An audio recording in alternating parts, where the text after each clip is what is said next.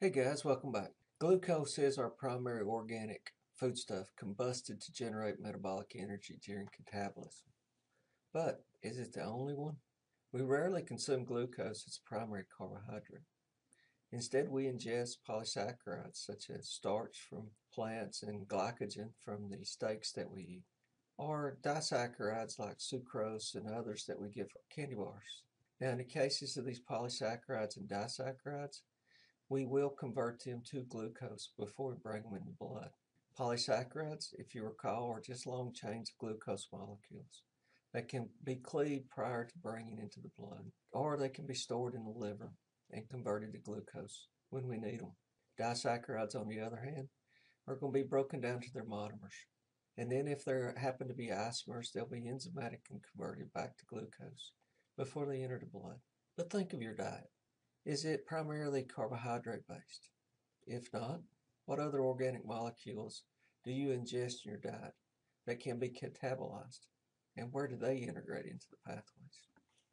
Actually, the three other organic categories that we have include proteins, lipids, and nucleic acids, with both proteins and lipids playing out as potential catabolic precursors if we run low on carbohydrates.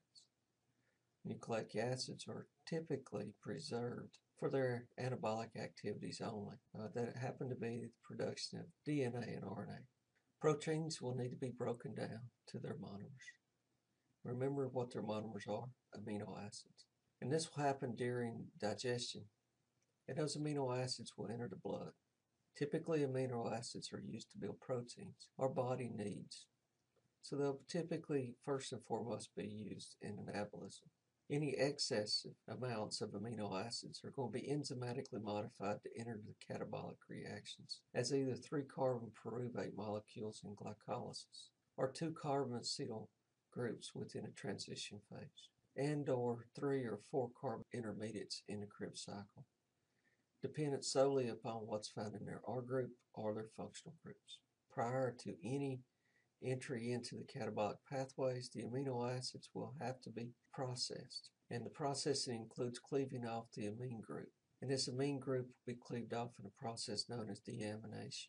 And the amine group will be discarded as the ammonia or the urea that we find in our urine. Lipids, on the other hand, particularly neutral fats, are going to be enzymatically digested to their glycerol and their fatty acid chains by an enzyme known as lipase. The glycerol molecule will be converted into glyceraldehyde 3-phosphate, the G3P molecules, and enter glycolysis as an intermediate. Now, this happens to be the only other molecule that can function in anaerobic respiration other than glucose. The fatty acid chains are going to be unique in that the number of carbons that are going to be found in each of those fatty acid chains is always an even number, and they can be cleaved into 2-carbon molecules via a process known as beta oxidation. The 2-carbon molecules will enter catabolism as acetyl coenzyme A molecules. It is the fatty acid chains that are the most dense potential energy source that we ingest because there are a large number of 2-carbon molecules. And the fact that those 2-carbon molecules enter upstream of where the vast majority of energy is generated, that being the Krebs cycle and the electron transport chain. However, they are only effective in aerobic environments, and they are preferred energy sources for many of the muscles that function primarily in aerobic environments, such as your cardiac and your smooth muscles. This poses a problem, though, because we consume a lot of carbohydrates, and excessive carbohydrates, if you recall, are going to first be converted into glycogen and stored in the liver. But what is not stored as glycogen molecules will be stored as lipids. And when they're stored away as lipids, they become very dense energy molecules. Great to generate energy, but if we ever want to get rid of them, that means we have to work that much harder to burn energy so that we can get to those lipids. You will find that there are a number of supplements that you can buy that are called fat burners. What are fat burners?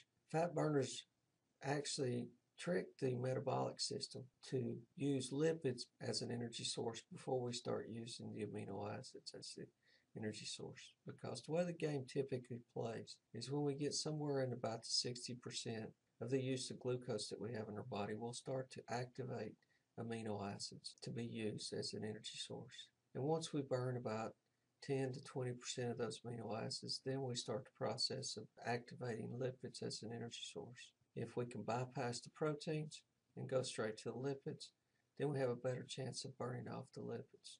Now, if you recall, when they talk about those fat burners, they say that you use those fat burners in conjunction with exercise, because typically the folks that are trying to burn fats and lose weight and the fat content in their body are typically not the most active individuals. So if you actively engage your body, you're going to increase your catabolism rate. And as you increase your catabolism rate, you're going to increase the rate at which you burn lipid. You guys have a great day. I hope metabolism made sense to you. See you later.